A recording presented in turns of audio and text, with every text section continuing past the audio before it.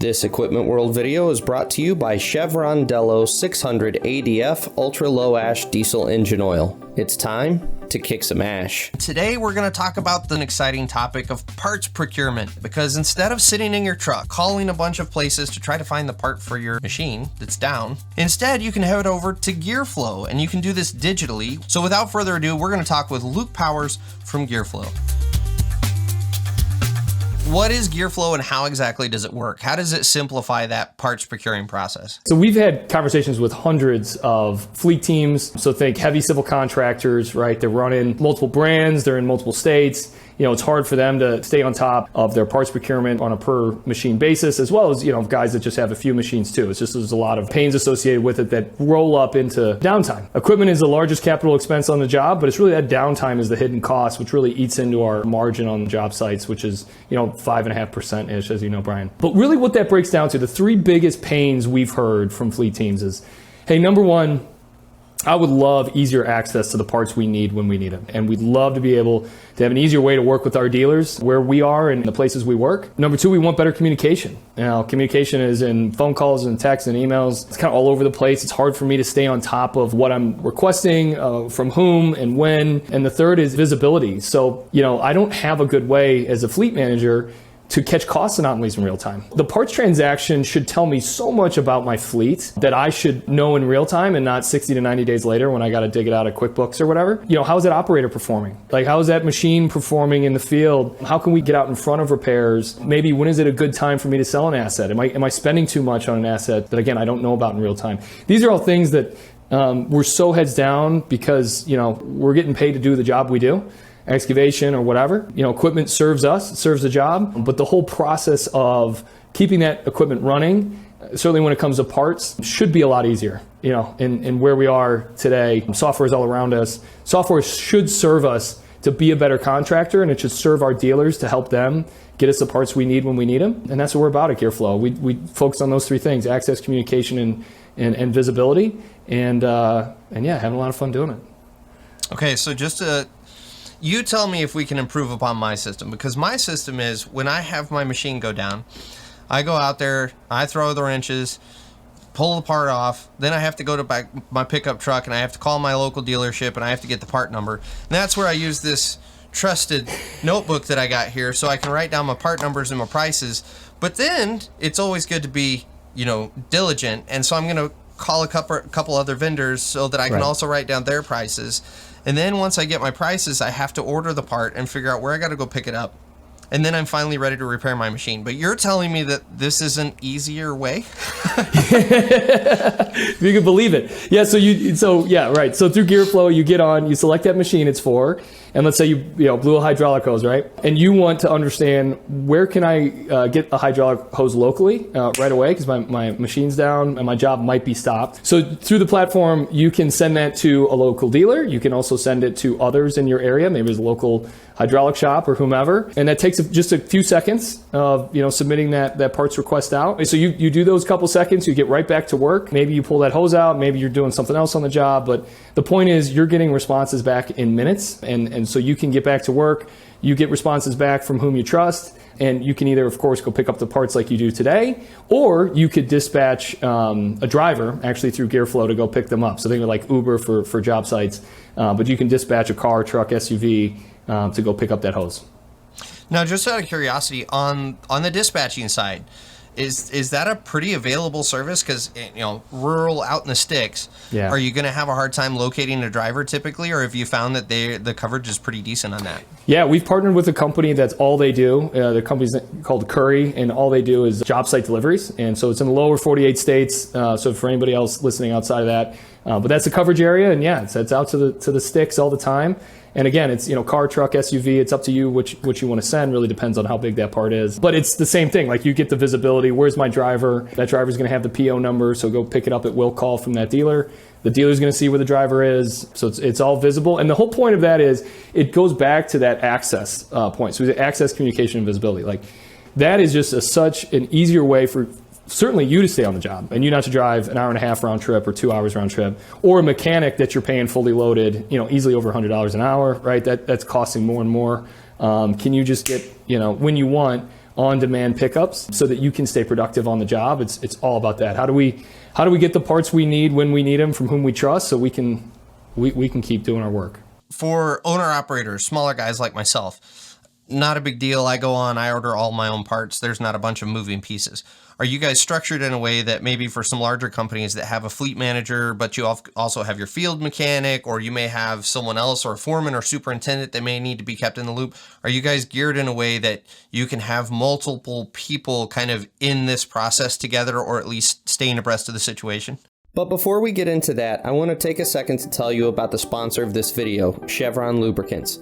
Protecting your diesel engine and its exhaust aftertreatment system has traditionally been seen as an either-or proposition when it comes to choosing the engine oil that's going to protect your system.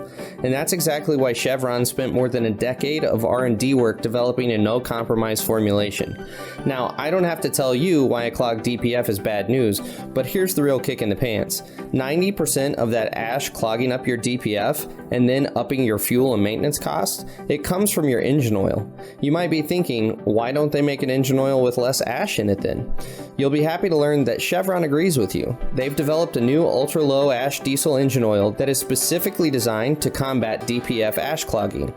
Dello 600 ADF with OmniMax technology cuts sulfate ash by 60%, radically reducing the rate of DPF clogging and extending the DPF service life by 2.5 times. Before you had to choose between protecting your engine or your aftertreatment system. Now you don't. Dello 600 ADF with OmniMax technology. It's time to kick some ash.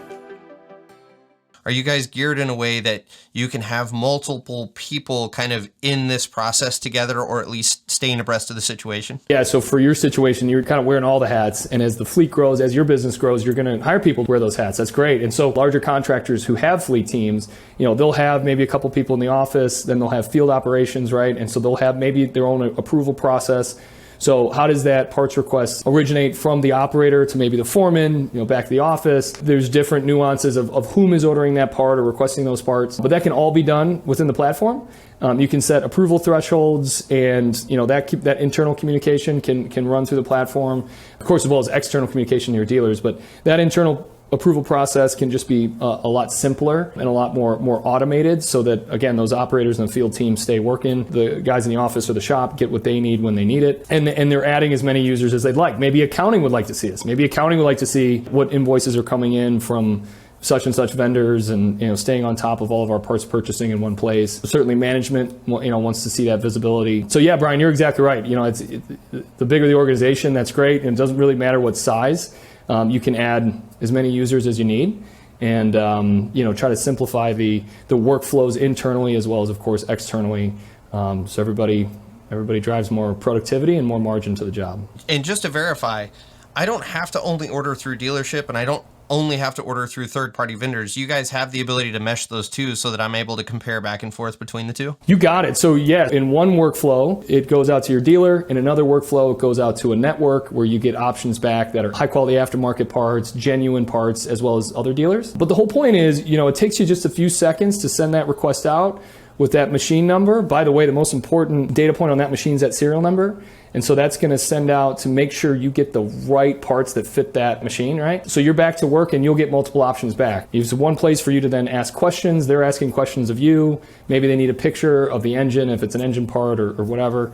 But that's all done. It's all logged in one place.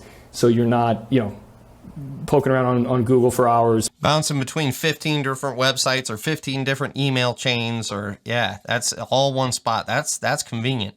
So I think you alluded to it a little bit earlier, but you actually have the ability to go back and look at your historical data on all of your machines. Is that correct? Yeah. So on a per machine basis, you're going to collect all the history against those orders and requests. You're also going to capture all the photos you've uploaded against that asset. You're also going to see where it is if there's a telematics integration. So you're going to get really rich data on a per asset basis. And then you're also going to get more macro data by time frame, by vendor you've ordered from, by whom on your team, to start to catch trend lines that we were talking about earlier. That's all out of the box, and very easy to drill down to your orders. And I think, Brian, a big learning we've had is task management. The main thing is finishing the job on time or early, right? Sure. Keep that the main thing. When it comes to my parts and keeping my equipment running, it's like, okay, wait, where did I leave it off with this machine? Did we place that hydraulic cylinder on order? Was it? So we just try to keep, the main dashboard simple for task management. This is all based upon feedback from what we've been told. So you're getting those nice reports you asked about while also keeping it really simple with, what do I need to do right now? If I want to go check this thing out, is this a subscription service that I'm going to have to pay before I can even explore the platform? Or is it something that I can get into, kind of poke around and get a feel for it before I'm really committing down a path? First user's free. So I would, the trialability, there's no risk.